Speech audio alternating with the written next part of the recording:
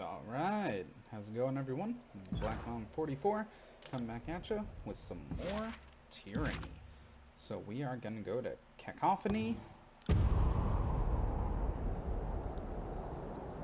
see the Voices of Nerat. Okay, counter Avengers. Well, after a few hours of difficult travel through an area with dense undergrowth, you happen upon a small stream where you can refill your water skins and wash the sweat from your brow. Nearby, you spot a large corpse of narrow trees with leaf-bearing vines coiling around their trunks. Continue.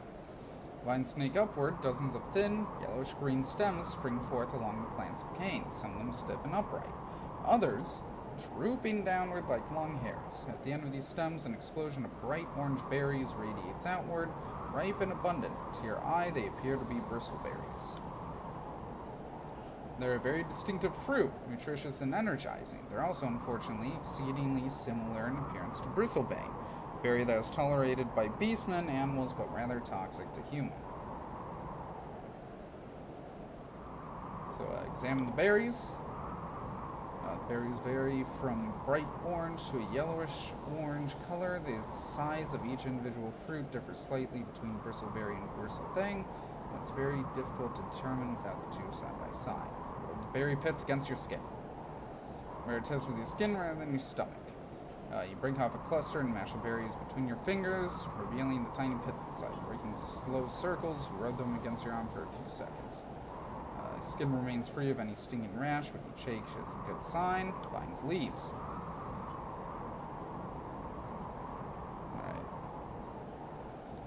Leaves extending from the main vine are bright green and lobed, with edges resembling undulating hills.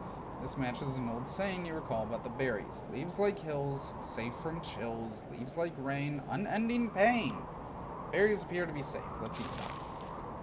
We adopt a cautious approach, filling the pouches with berries while eating only a single cluster. Fruit is sweet and tart, surprisingly juicy for its size, and thought of immediately eating another handful is tantalizing. Restrain yourself. The stream is your guide. You follow the dense forest, and eventually reach the main road with little difficulty. Rush of sugar and euphoria puts a spring to your step. Certain you spotted your edible berry from the toxic, you turn to the rear pouches and devour the berries, invigorated by each bite. Satisfied, you bound down the road, revitalized for the journey to come. So we are refreshed. We're also out of Vendrian's Well. So we are about to enter the Stone Sea. I don't think that's right. Might be the Stone Sea, I don't fucking know.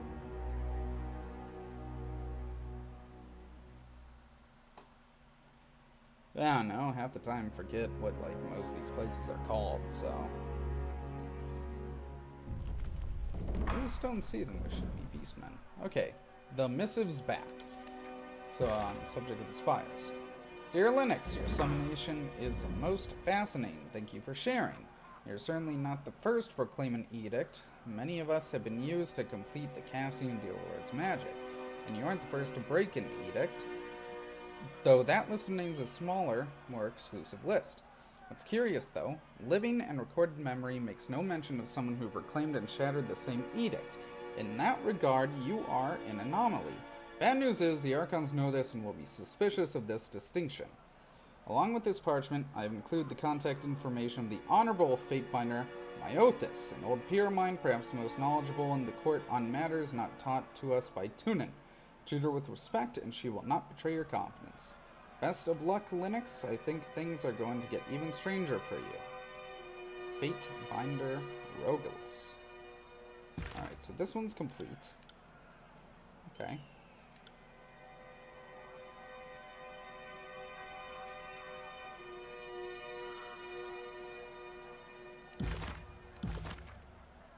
How do you... There we go. So, Fatebinder Myothis, on the subject of the spires. So, a quill in hand, you loom over a blank sheet of parchment. You have Binder Myothis's contact information in hand and contemplate your opening words. Polite introduction. Dear Fatebinder Myothis, I write to you at the urging of my peer and tutor, Fatebinder Rogulis. He has found himself bereft of answers, a rare condition for him, and suggested you may be the only source of the answers I seek. If you'll pardon the imposition, it would mean a great deal to learn what you know of Kairos' edicts and the magic of the spires. Mound Spire of the Tears has awoken to my presence, an event that occurred moments after I resolved an edict of Kairos. So it's critical that I learn just what has happened to me and what it all means. I thank you in advance for your consideration and wisdom. Send it, 24-hour response time. I'll do it for the North. And we can talk with Lantry. So, your latest acquisition has me thinking about the spires some more. By all accounts, they go as far back as the old walls. Over the centuries, the nobles of the Tiers have claimed the spires, but they've only ever battled over the land at the ground level of the monuments. I've never seen the glyphs of a spire light up in all my years. Not until you show up. If this were an isolated incident, I'd be confused. But it seems the spires, plural, are somehow connected to you. What's your secret? Now, I've studied at Tunan's feet, proclaimed edicts, broken them too. I'm sure I've been exposed to all sorts of arcane powers. Alright, I always want to know what you're thinking. My mind is going back to Ascension Hall. I wonder if Graven Ash or Nerat had claimed it as their own, would the spire come alive for either of them the way it did for you? The Edict of Execution was pushing for someone to claim Ascension Hall. Can't be coincidence. Ah, such a clever child. I can't imagine the Overlord would ever carelessly word an edict. You are right. I don't imagine Kairos leaves anything to mere coincidence. Do you think the spires are connected to Kairos in some fashion? If you're asking if Kairos built them or controls them, no. They predate all mention of Kairos, and I'm sure if Kairos could control the other spires, that fact would be shamelessly flaunted. But it occurs to me that perhaps Kairos didn't have a connection, but does now, thanks to your actions. Are there stories of awakened spires elsewhere in Terratus? There are other spires, and I've heard of notable figures trying to build monuments atop or astride the spires, but nothing I've read matches the mystical connection you've made with the spire. Alright, let's get going.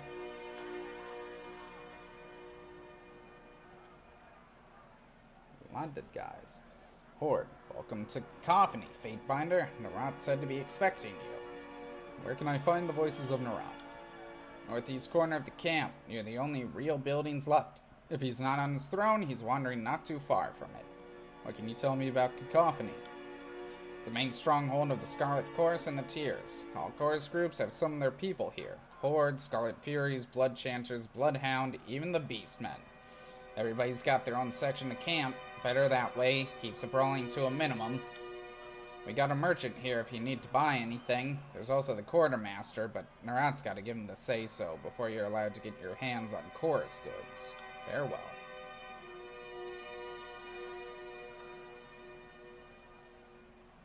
You are Vex.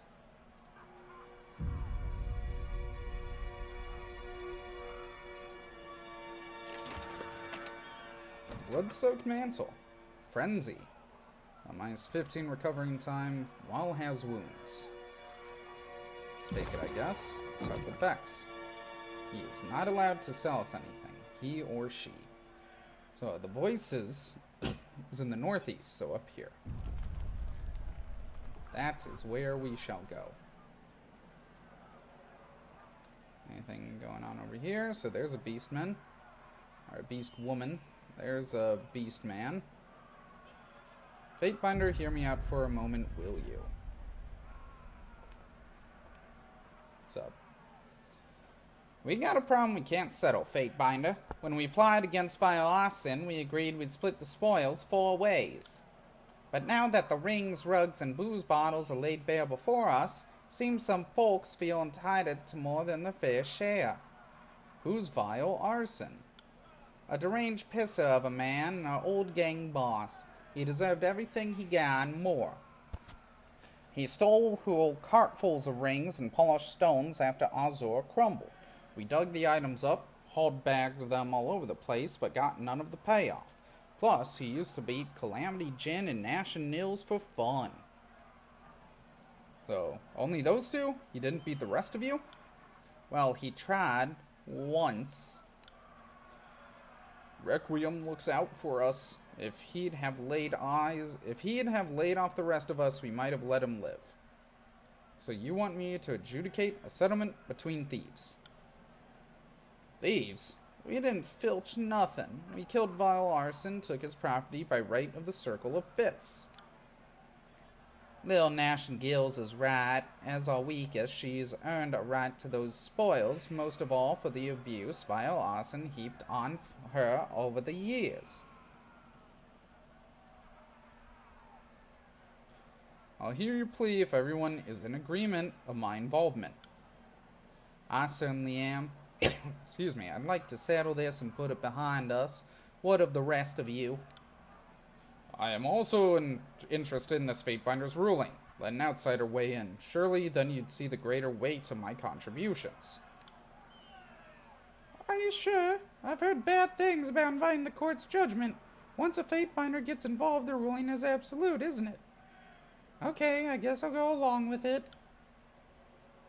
Doesn't matter to me. I already decided to give up my share. I just want the bastard dead.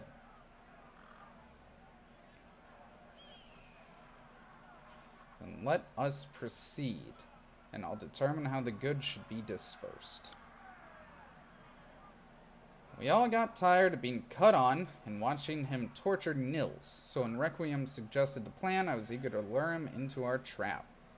I had to use my finest hooch. I brewed it in a bronze boot I found on the battlefield, but after a couple hours I had him nice and relaxed. Stripped him of his armor, and distracted him after that. That's when I snuck out from under the straw bedding. Arson never did anything, eat, sleep, or shit without a weapon, but we'd hobbled him enough that I was able to hack him to ribbons. Eventually, he started crawling for the flap of the tent, where Requiem had stationed me. I slit Arson's throat to end it, dismembered his body, and spent the night scattering his bits between the fighting pit, 2 latrines, and the salivating beastman. It was bloody and long work, but it was damn worth it. I just stood watch a few dents down. I'm sure someone heard the screams, but no one came running, so it worked out fine. You each seem equally satisfied with the outcome of events. Why are you fighting over the goods, then? Guess it's just in our nature. If we don't take what we can when we get it, then how will we ever get ahead? Who will lead you in Vile Arson's absence? Requiem. She saved us. Requiem. I'd follow these girls into the screaming jaws of death if they asked me to. I don't care which one's leading us when we get there. I made my decision.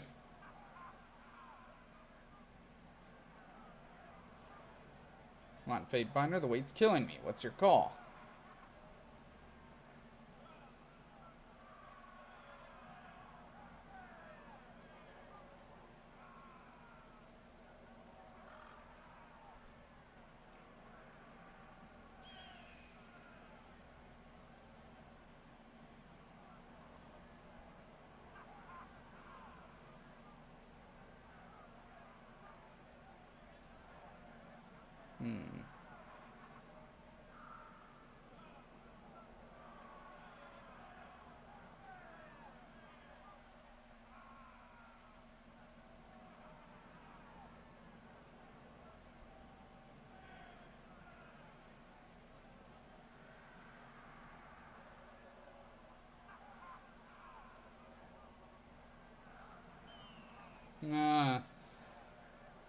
I think the majority of the shares will go to Gnashing Nils in recompense for the crime she suffered at the hands of Vile Arson, which reportedly motivated his death.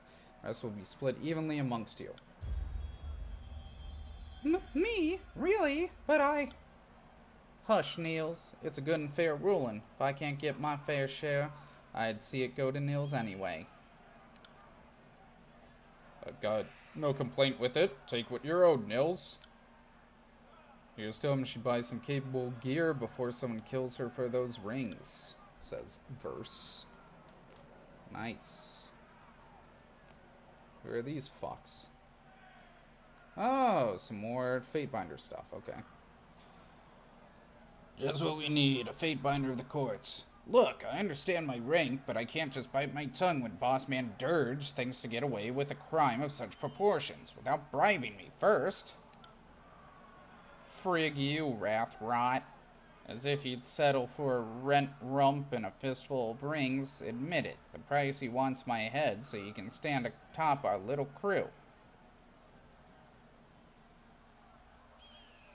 A lot of you are babbling idiots. Alright, what are you on about now?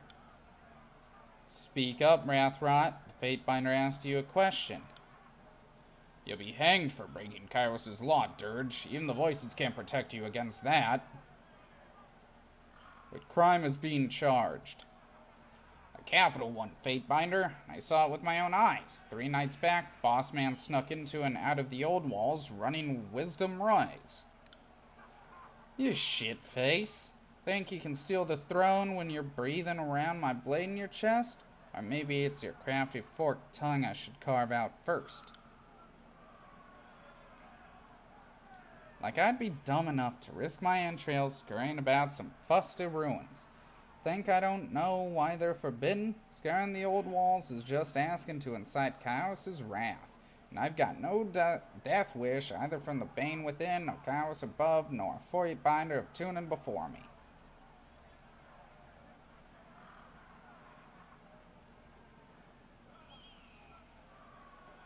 Alright, false accusation is an insidious crime, Wrathrot. What proof do you have of your claims? Proof? Like what? It's not like I followed him into the old walls so I could properly document his transgressions. I saw him go in and out, chasing that sage. That ought to be evidence enough. If it's solid evidence you need, let's go check where the sage's body lies.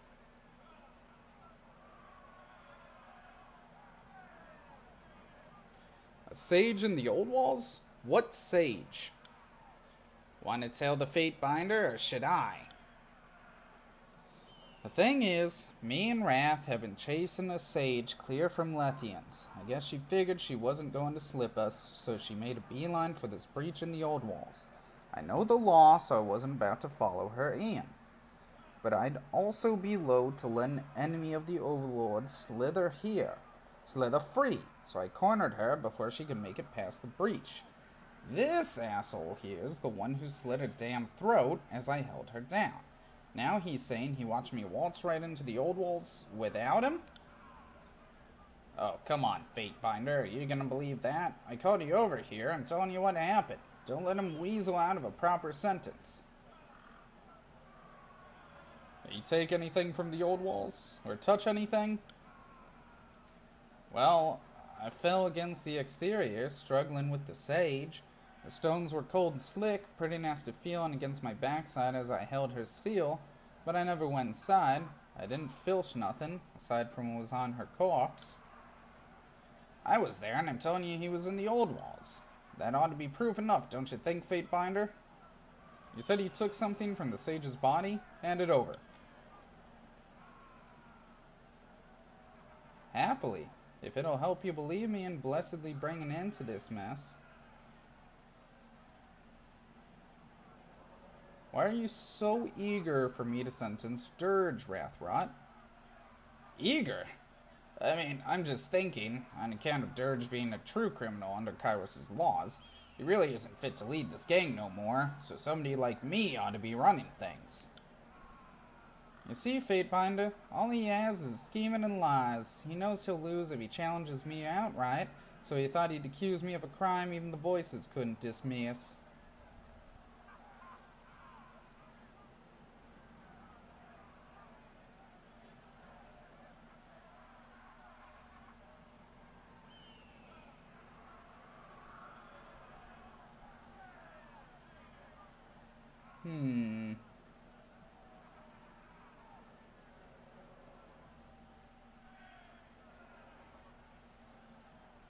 Only those under direct orders from the Overlord or operating under agency of Tunan's court may enter the old walls. Great. If you think I did it, what's to happen to me then? That's the proper sentence. I'm no Fatebinder, but even I know the way of it. Isn't that right, Fatebinder? It's a capital offense.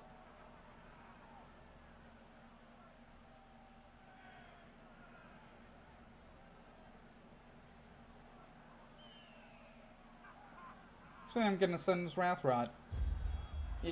What? So the penalty for false accusation is a severance of 2 fingers on the sword-bearing hand, or I'll let him choose his own punishment. Penalty for false accusation is a severance of 2 fingers on the sword-bearing hand. Nicely put, Fatebinder. Wrathrot's an idiot and liar to boot. Give him a piece of justice for thinking he can take what's mine. No! Wait, you can't. This hasn't turned out right at all. Fatebinder, please have mercy. It was all a misunderstanding, you see? Fear with Lantry. Well, that'll teach him to never ask a Fatebinder anything. I suppose if that's a precedent you wish to set, the choice of punishment is a good choice. Fuck you, Lantry. I'd say we're still only at 4 with you, huh? Alright.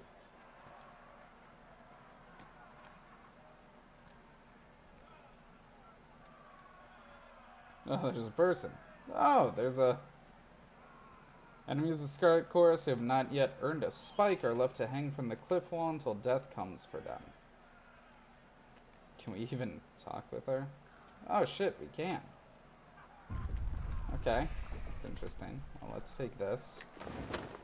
Some fruit. Alright, so what's going on here? We need the bodies, you mewling pissers. Unlike you cockered pig nuts, these conscripts can survive a battle. So they say to save their necks, but what good's the word of oathbreakers and cowards?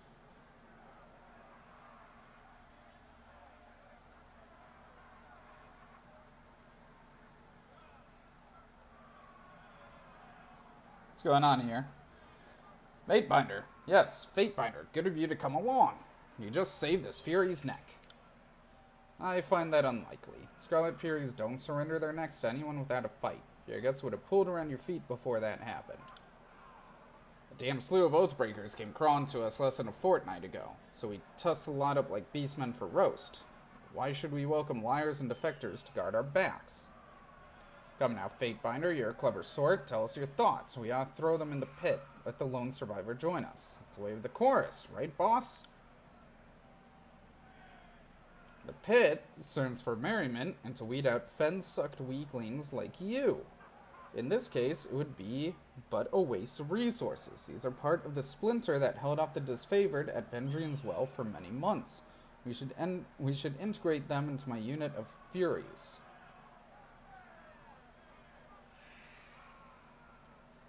Are you sure you want me to weigh in? If I do, it will be as an official envoy of the courts and irrevocable for all parties involved. I'll be sated just to have the squabbling done with, but we can't win a war with only fishneck slatterns and a sea of blood. We need skilled fighters to wield our blades. Scarlet Chorus doesn't lack for meat to throw at the enemy, but is always in need of experience. If you ask me, those with training should go to the Scarlet Furies. Anything less would be a waste of talent.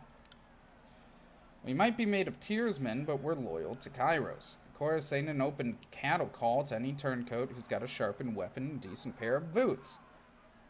Toss him in the pit, boss, and I'll donate a share of the proceeds with you.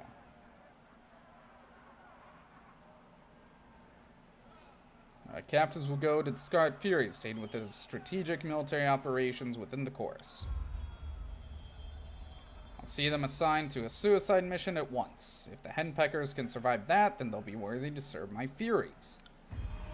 Fear with Barrack. A pity that we are forced to grow the ranks of an army that can't be troubled to support its existing ranks.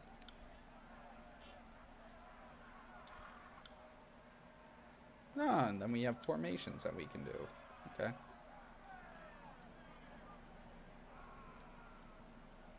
Alright. Here's the Voices of Nerat. Let's save really fast. And that's 5th Eye. 7 Toes. Oh, where's Fifth Eye? Must be somewhere else. Won't happen. Bodies of disfavored commanders are proudly displayed between the Voices of Nerat's throne. Interesting. Voices of Nerat.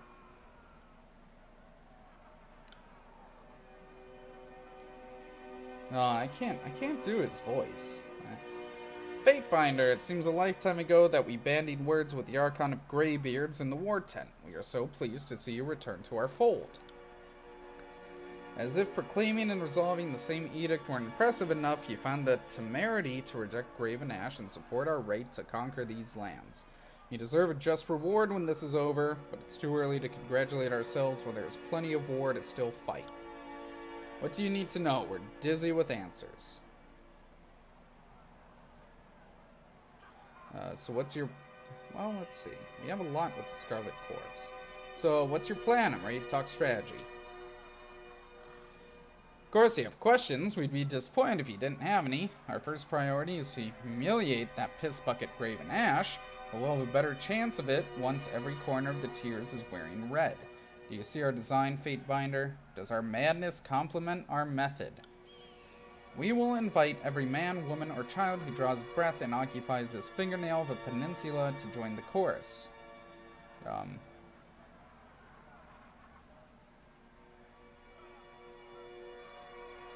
do you expect to do that?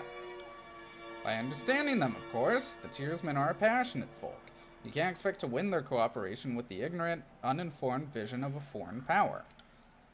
Conquest is a delicate matter. It needs feeding, watering, soft caresses, a lullaby before bed. We will invite the leaders of the resistance to join us. If we have their leaders, the people will follow. You'll bring them to us, yes? Chiefs and the assets of chiefdom. As for how you factor into these plans, that is in part up to you. We have many ingots in the fire. It's more of a question of what piques your interests.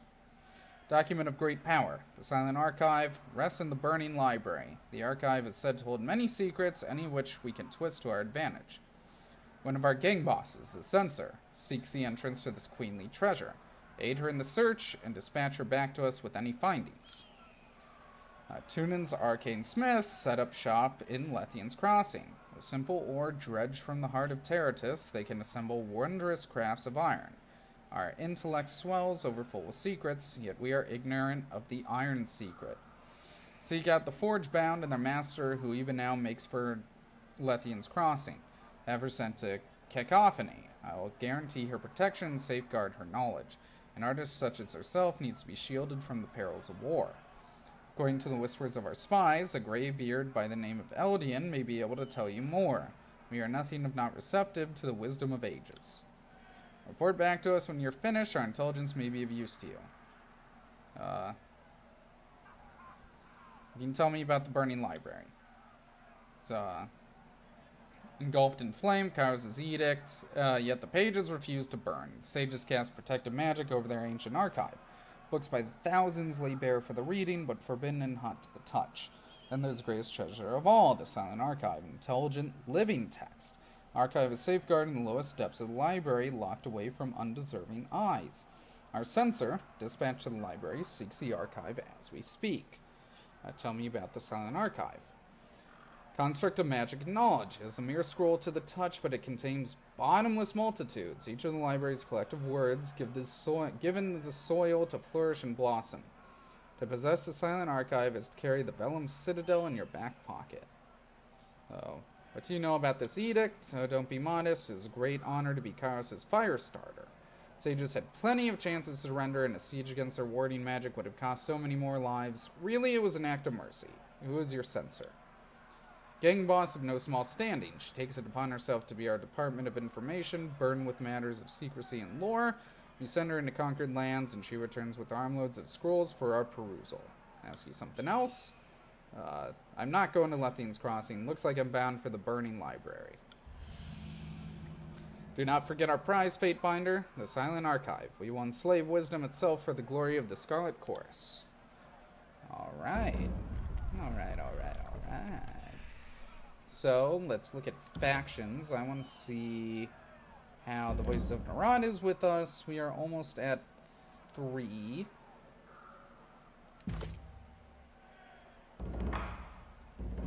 So silence of secrets. So 7 toes. Hail, Fatebinder. The Voices of Nerat ordered me to answer any of your pestering questions, so I guess that's what I'm here to do. Not what I'd call a lieutenant's work, but I'm not here to question the voices. You're clearly going places in the world, 7. You should take pride in that. Feels like a century since we ran together in Old Azure. You had more hair. I had all 10 toes and better balance to boot. I saw myself as more of a gang boss, but in the end I carved out this cozy little niche for myself. By the time this war is done, we'll be unrecognizable, either lining a mass grave or leading forces from the rear. Isn't that right, big boy? It's true that I no longer resemble myself, but under this armor I'm still every bit of the northerner who Ash recruited. Some things will never change. What do you need from me? Let's just say farewell. And then I think we want to try to talk to you, right? Help! Fatebinder, help! Over here. You can't let them torture me. Please do something. Convict me if you can't set me free. What crimes have you committed that would warrant my involvement? Well, let's see. There was a time I killed an ox even knowing they were rare. It was an accident, but I still rode her right off that bluff. I once spit on my mother. She was furious when she found me dabbling with earth magics. I frigged my cousin when we were 15. Set a mountainside on fire. Oh, and Kairos is my middle name.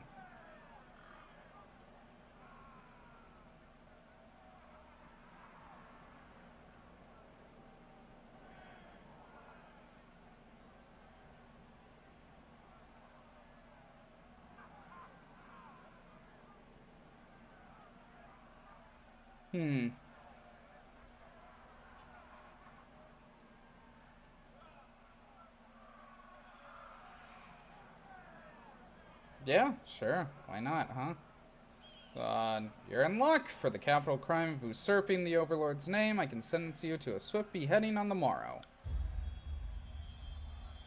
Thank you, Fatebinder. Thank you, merciful envoy of our beloved Overlord, of our benevolent Overlord. I won't forget your kindness for as long as I yet live. Given her training, I bet it was a matter of time until she was taken to see the voices, and it's probably best that the Archon of Secrets not learn everything from the Earthshakers now, and could only come back to harm everyone. Alright, and with that note, I'm gonna take off. I hope everyone has a great day, and this is Black Mom 44, out.